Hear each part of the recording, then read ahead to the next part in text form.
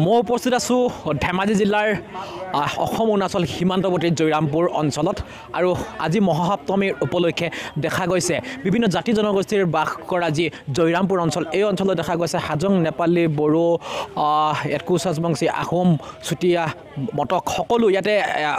আচলতে একেলগে পূজা অৰ্চনা কৰে আৰু আজি যি মহাসপ্তমীৰ দিনাখন যি পুৱাৰ ভাগৰ দৃশ্য আমি দেখুৱাই আছোঁ এয়া হৈছে জয়ৰামপুৰ পূজাৰ দৃশ্য ইয়াতে দেখা গৈছে আয়োজক সমিতিয়ে কৰোনা পৰিস্থিতি প্ৰটকলৰ প্ৰতি লক্ষ্য ৰাখি এনেধৰণে এইবাৰ পূজা কৰা দেখা গৈছে আৰু মই এই দৃশ্য দেখুৱাই আছোঁ জয়ৰামপুৰ দৃশ্য মই আগতে কৈছোঁ যে বিভিন্ন জাতি জনগোষ্ঠীৰ মিলনভূমি মিলনস্থল জয়ৰামপুৰ আৰু ইয়াতে অসম অৰুণাচল সীমান্তৱৰ্তী এটা অঞ্চল এই অঞ্চলৰ জিলাখনৰ ভিতৰত এটা ব্যতিক্ৰম পূজা হয় যিহেতু এই পূজাভাগ এনেধৰণে তেখেতলোকে বিভিন্ন একেলগে পতা হয় আৰু পূৰ্বতেও ইয়াতে বিভিন্ন কাৰ্যসূচী হয় ইয়াতে মাংগলিক কাৰ্যসূচী তেখেতলোকৰ যি হয় ইয়াতে পূজাৰ যি তেখেতলোকে পুৱাৰ ভাগৰ পৰা বা পূজা যেতিয়া আৰম্ভ কৰে শেষলৈকে যি যি তেখেতৰ নীতি নিয়ম অন্যতকৈ অলপ বেলেগ আৰু যিহেতু ইয়াতে আপুনি দেখাইছে ৰং বিৰং এটা এই ৰং আপুনি যদি মোৰ ভিডিঅ'ত আজি শিৰোমণি দেখুৱাব যে এইসকল লোকলৈ চাওক যে সকলোৱে এইসকল হাজং নেপালী বড়ো ৰাভা তিৱা কোচ ৰাজবংশী আহোম চুতীয়া দেউৰী সকলো একেলগে পূজা ধেমাজিত হয়তো এয়া অন্যতম আৰু আজি মহাসপ্তমীৰ দিনাখন এই পূজাভাগ আমি দেখুৱাই আছোঁ আপোনালোকৰ এইবাৰ পূজা কেনেধৰণৰ চলাইছে আৰু এইবাৰ আমাৰ 54 সংখ্যক মানে শ্ৰী শ্ৰী দুৰ্গা পূজা মহোৎসৱ আমি ইয়াত অনুষ্ঠিত কৰিছোঁ তো আমাৰ ইয়াতে প্ৰতি বছৰে আমাৰ বিভিন্ন জেগাৰ পৰা ক'বলৈ গ'লে আমাৰ ধেমাজি ডিষ্ট্ৰিক্টত আমাৰ ইয়াৰ লিখা বেলেগ মানে হয়তো মানে তেনেকৈ মানে দুৰ্গা পূজা অনুষ্ঠিত নহয় তো এইবাৰ আমি যোৱা বছৰ আৰু এই বছৰ যোৱা বছৰো আমি কোভিডৰ কাৰণে আমি ভাল ধৰণে আমি পূজাটো মানে ইয়াত আমাৰ ধুনীয়াকৈ একটা আমি চবেই জানে জয়ৰামপুৰ পূজা বুলি ক'লে এটা মিলাৰ মানে বহুত ডাঙৰ উৎসৱ এটা ইয়াত হয় কিন্তু আমি বিগত যোৱা বছৰ আৰু এই বছৰ আমি তেনেধৰণে অনুষ্ঠিত কৰিব পৰা নাই আমি কোভিড প্ৰট'কল মানি আমি যেনেধৰণে পূজাৰ মাংগলিক কামটো অনুষ্ঠিত কৰিব লাগে আমি তেনেধৰণে এইবাৰ আমি অনুষ্ঠিত কৰিছোঁ আমি যিটো কোভিড প্ৰট'কল আমি মানি পেলাই আমি অকল জাষ্ট পূজাটো আমি এইবাৰ অনুষ্ঠিত কৰিছোঁ তো আমি আশা কৰিম আমি যাতে আমাৰ কোভিড সোনকালে আমাৰ দেশৰ পৰা মুক্ত হয় আমি সেইটো আশা কৰি আমি এইবাৰ পূজাভাগ সম্পূৰ্ণ মানে অনুষ্ঠিত কৰি আছোঁ তো আমাৰ ইয়াতে বিভিন্ন ভক্তগণ আমাৰ ইয়াত আহে এতিয়া আজি আমাৰ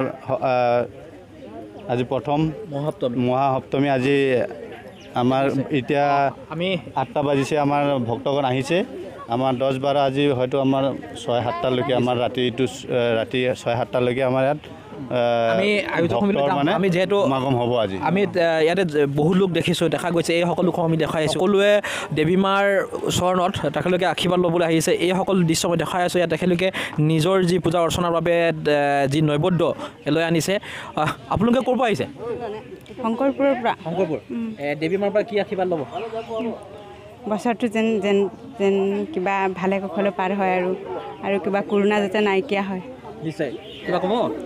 নাই ক'বলগীয়া আশীৰ্বাদ ল'বলৈকে আহিছোঁ হয় আপুনি যিহেতু প্ৰসাদ গ্ৰহণ কৰিলে ইতিমধ্যে আপোনাৰ কি বাৰ্তা দিব বিচাৰে জয়ৰামপুৰ পূজা অন্যতকৈ ব্যতিক্ৰম আৰু ইয়াৰ পদক্ষেপ বা ইয়াতে বেলেগ এটা মেছেজ আছে ইয়াৰ নমস্কাৰ ইয়াৰ ব্যতিক্ৰম হিচাপে বিশেষকৈ এটাই ব্যতিক্ৰম ইয়াত বিভিন্ন জাতি জনগোষ্ঠীৰ ধৰ্মাৱলম্বী লোক আছে যদিও আমি দেখোঁতে অনেক কিন্তু আমাৰ এই দুৰ্গা পূজাৰ ক্ষেত্ৰত দেখা যায় অনৈক্যৰ মাজত এটা ঐক্য বিভিন্ন জাতি জনগোষ্ঠীৰ মানুহ ইয়াত এই একেখন মানে আপোনালোকে দেখিছে নিশ্চয় এতিয়া আজি বিভিন্ন জাতি জনগোষ্ঠীৰ মানুহ একেলগ হৈ আজি প্ৰায় 50 বছৰতকৈ অধিক কাল অথবা আমি হৈ থকাৰ পৰাই এই দুৰ্গা পূজা মানে উদযাপন হৈ আহিছে আৰু এই দুৰ্গা পূজাৰ আচলতে আমাৰ এটা দুখৰ বিষয় আমি যোৱাবাৰো কৰোণা প্ৰট'কলৰ কাৰণে পাতিব নোৱাৰিলোঁ অকল চাকি বন্তি জ্বলাই থৈ দিয়া হৈছিলে আৰু এইবাৰো আমি খুব সীমিতভাৱে নামমাত্ৰভাৱে আয়োজন কৰা হৈছে আৰু আমি মেছেজ হিচাপে এইটোৱে দিব বিচাৰিছোঁ মানে অনুভৱ কৰিছোঁ আমাৰ অসম অৰুণাচল সীমান্ত অঞ্চল যিহেতু আমাৰ খুব কেই কিলোমিটাৰ গ'লে আমি অৰুণাচল পাহাৰ পাওঁ ইয়াত জাতি জনগোষ্ঠীৰ বিভিন্ন ধৰ্মাৱলম্বী মানুহ আছে কিন্তু এই পূজাৰ ক্ষেত্ৰত সকলো মানুহখিনি আহি একেলগে আমাৰ আশীৰ্বাদ লয় আৰু আমাৰ জয়ৰামপুৰ ৰাইজৰ দুৰ্গা পূজাৰ উদ্দেশ্য এটাই যে সকলো জাতি জনগোষ্ঠীৰ মাজত অনৈক্যৰ মাজত ঐক্য গঢ়ি উঠে, ভাতৃত্ববোধ আহে আৰু মায়ে যেতিয়া আশীৰ্বাদ কৰে গোটেই অসমখন ভাৰতখন যাতে আমাৰ শান্তি এটা মিলনভূমি হয়, সেয়া আমাৰ প্ৰাৰ্থনা মাৰ ওচৰত। অনৈক্যৰ মাজত ঐক্য, যিহেতু জগত শান্তিৰ বাবে তেওঁলোকে নিজৰ শান্তিৰ উপলক্ষে বৰ্তমান দেশত বা এনেধৰণৰ মহামাৰীয়ে যি ৰূপদান কৰিছে, এই ধৰণৰ মহামাৰী আৰু নাহক, সকলোৰে শান্তি সম্প্ৰীতি অনৈক্যৰ মাজত ঐক্য প্ৰচেষ্টা। আৰু জয়ৰামপুৰৰ যি এই বাৰ্তাই কিন্তু বছৰ আগতেও দিছে, এইবাৰো তেখেতলোকে আশা কৰে যে আগৰ দৰে পূৰ্বৰ দৰে যাতে এই দেৱী মাক যি দুৰ্গাৰ যি পূজা, এই পূজা যাতে সকলোৱে একেলগে পালন কৰিব পাৰে আৰু সকলোৱে সম্প্ৰীতিৰে পাতিব পাৰে, ইয়াক লৈ তেখেতলোকে আশীৰ্বাদ জনাইছে। আৰু দেখা গৈছে পুৱা ভাগৰ পৰা এই বিভিন্ন জাতি জনজাতি সকলোৱে একেলগে ইয়াতে পূজা অৰ্চনা কৰিবলৈ আহিছে। এয়া হৈছে জয়ৰামপুৰ, অসম অৰুণাচল সীমান্তৱৰ্তী ধেমাজি জিলাৰ অন্যতম পূজাৰ দৃশ্য দেখালোঁ আমি, জয়ৰামপুৰৰ দৃশ্য।